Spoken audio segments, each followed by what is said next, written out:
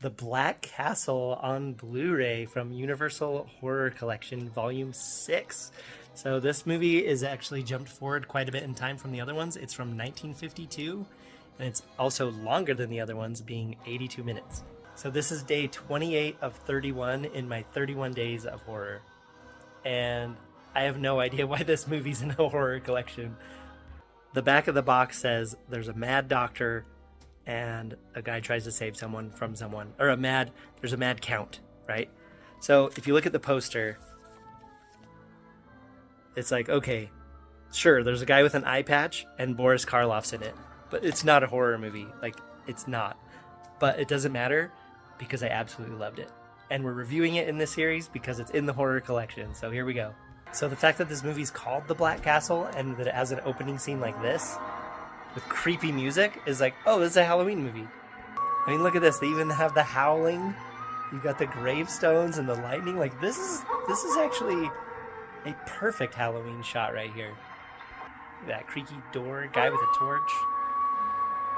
So, okay, it's a Halloween movie, but it's not.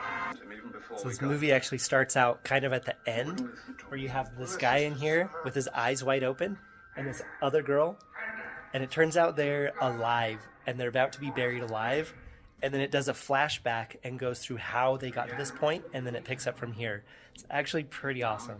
All right, check out these horses just rallying it down this hill in the wind.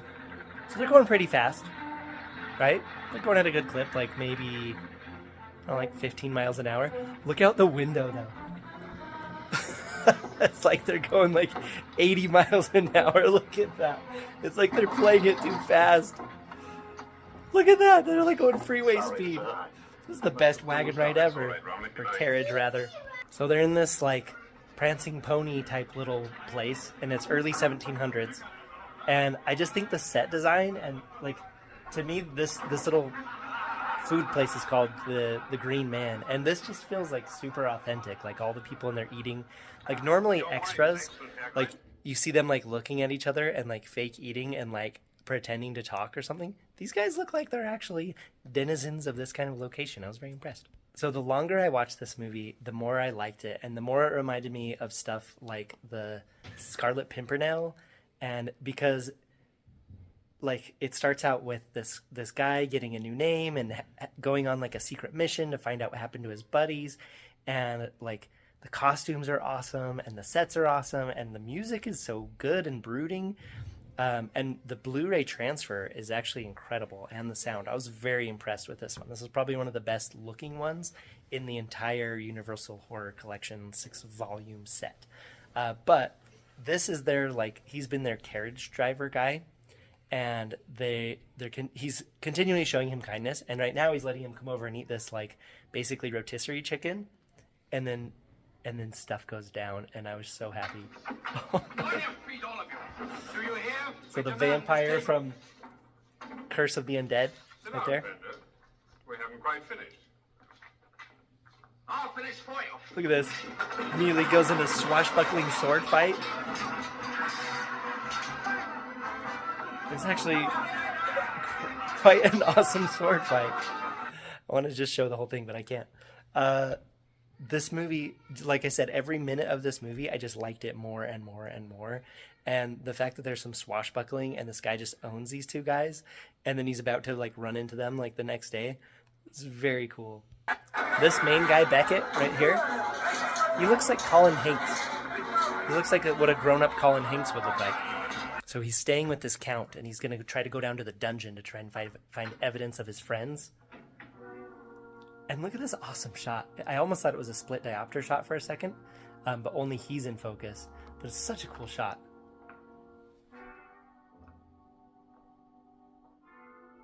So here's the count. Look at them in their awesome hunting outfits. Hunting with black powder rifles. Hunting a leopard, by the way, that they captured in Africa. There's nefarious intent here. Okay, I wanted to show this part because this dude is all by himself hunting with a basically single-shot black powder rifle, a leopard. That is incredibly ballsy.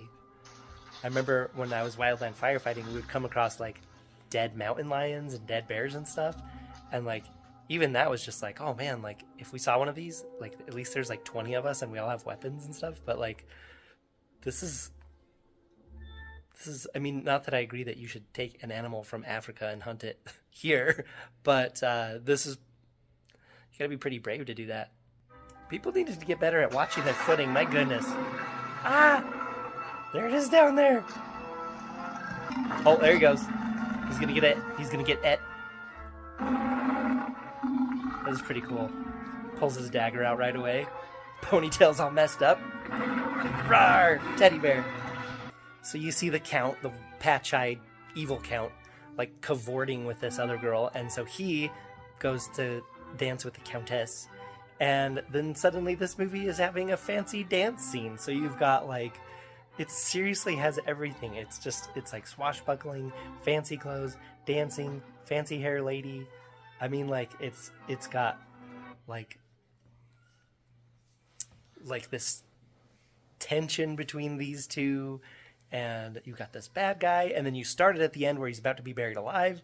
So I just like, overall this movie is such a cool adventure, and like sneaking around and just what's gonna happen, and there's dungeons, and there's even like in the castle there's a room just like full of crocodiles. Like it's just like classic villain. My peasant wife can do nothing. Count just said his peasant wife can do nothing. Talking about how this girl shot a boar today. The biggest boar. Quite a feat for a woman, don't you think? I don't know. I seem to have got one without even firing a shot. Will you please see me tomorrow? That's an amazing one-liner. So he's saying that this lady caught a boar, and it only took one shot or whatever, and she's like, I seem to have caught one without even firing a shot, referring to the fact that her husband is a boar. Such an awesome insult. So we later find out that Boris Karloff poisoned this guy to basically protect the guy and the Countess. But look at him laying there with his eyes wide open. Like, I always admire, especially in these older movies, when these actors can just sit there with their eyes like wide open. So here's another carriage ride. Probably going the same speed. All right, here's a nighttime insert shot because for unexplained reasons, I was actually filming my belly for several minutes. So I'm going to have to re-record that stuff.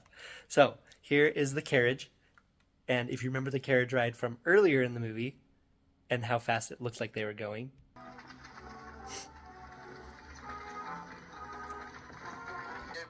See, look out the window. Look at that.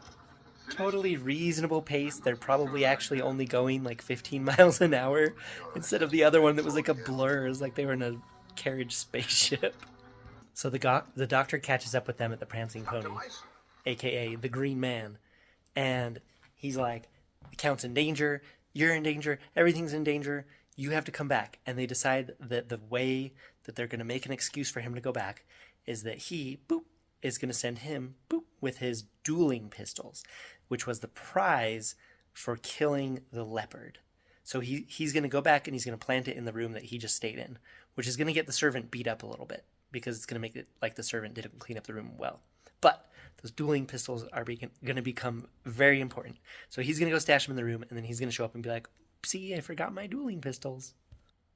So naturally, he gets captured and thrown in jail with the Countess, and it's romantic, but it's getting intense. This guy is coming to rescue him. There's a guard. Lon Chaney's sneaking around, and the tension is building. He's going to grab a weapon and get the guard. And it's like getting so intense. These people are in jail. They're going to get executed. Just give this guy a little boot.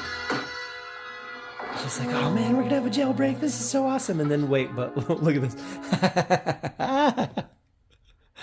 He picks up these giant cartoon keys. I don't know if that was the real size of keys back then, but these things are so big. I just couldn't focus anymore. Look at that. It's just like cartoon keys. All right, so their escape attempt does not exactly go super well, as is evidenced by the beginning of the movie being them in coffins. So here's the main bad guy with his eye patch off. He looks very scary. And here goes their little scrappy scrap. Okay, she does a good job right here where she like, I don't know, was trying to shove him or something, but it's just like the weakest thing ever. Screams at the skeleton, and then wait, what does she do? She's hanging out. All right, look, I know that they thoroughly established her as like a non-violent person without any kind of violent skills, but come on, girl, you're fighting for your life here. You're watching this guy just get throttled by this dungeon ape man. He's not really an ape man, but he's a Lon Chaney with super strength. It's like, pick up something and hit someone with something. The Duke, or the main guy, just shoved like a torch in people's face, so they're like a little bit off their game. So she could like pick up something. You know what? She doesn't have to pick up something. She could use her arms and feet and just like knee the guy in the head. Look, I know that when things happen, most people don't rise to the occasion. You fall to the level of your training. So I get it. If she hasn't ever used her body as a weapon before, she's not going to suddenly knock a dude out. But I mean, come on, just start slapping him on the back of the head or something to give the guy some kind of a chance. He's getting throttled. And then I think he could get up, and I don't know. But yeah, they totally get recaptured, which is a little bit sad because it makes their buddy's sacrifice not matter as much, because this little guy sacrificed himself so they could escape. Nighttime insert shots over. I'll see you on the other side. So, as you can see, you just have these people trying to escape from crocodiles, and like this movie is just so adventure-y and swashbuckling that it almost feels like an Indiana Jones movie in the 1700s. So they decide to take some poison that's going to make them appear as if dead for 10 hours. And this guy's like, I will rescue you from the tomb, and it'll be awesome, but the risk is that you might get stuck in there. And then this guy ends up getting stabbed, and so they're going to be stuck in there, and of course they got recaptured. So the tension is building and building towards the beginning of the movie, where they're already they're basically about to get the lid nailed on. And I love how it picks up. At the end of the movie is so intense. Obviously, spoiler alert. So the tension is getting so intense, he starts waking up in there after they've nailed him in. The Count and his scary vampire assistant are like, we're gonna go over there and do our bad stuff. And so they're on their way over. These guys are like busting the nails open, and it keeps, like, the music is getting tense. These guys are walking over there, and it's like, oh my gosh, here's what's gonna happen. They're gonna pop him out of the coffin, he's gonna get out there, and he's just gonna be waiting for him, and everything's gonna be okay. They're walking all slow in the rain and cool looking. Music's building. Okay, they're busting it open, and it's like, it's totally, he's gonna make it. Oh no, they're coming up to the door. Oh no, they were not fast enough. Everyone's gonna die. This is gonna be a sad ending. This is why it's a horror movie. Oh no. Ha ha! Ha ha! Dueling pistols. This is the coolest ending ever. Oh my gosh. So we have the most perfect and awesome ending to the most non-horror movie.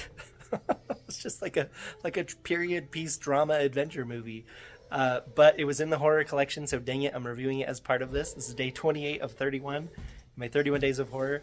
So I absolutely love this movie. This could easily be like a new favorite. And I normally don't like movies where people are falling in love when they're already in a marriage. Like, I really, really, really don't like that movie, that kind of thing.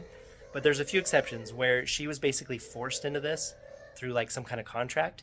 And then kind of like in the movie The Artist, where the lady just like super hates him. So there's a couple exceptions where that works. But for the most part, I absolutely disdain like people falling in love when they're already married. Anyway, so this is the perfect ending. They're going to end up together. They're going to pick up the little servant guy, Fezziwig or whatever his name is, to be like their little guy, and he'll finally get to eat some rotisserie chicken. But yeah, I just can't say enough about this non-horror movie. I absolutely loved it. It was so good. So thank you for watching, and we'll see you on the next one. Bye.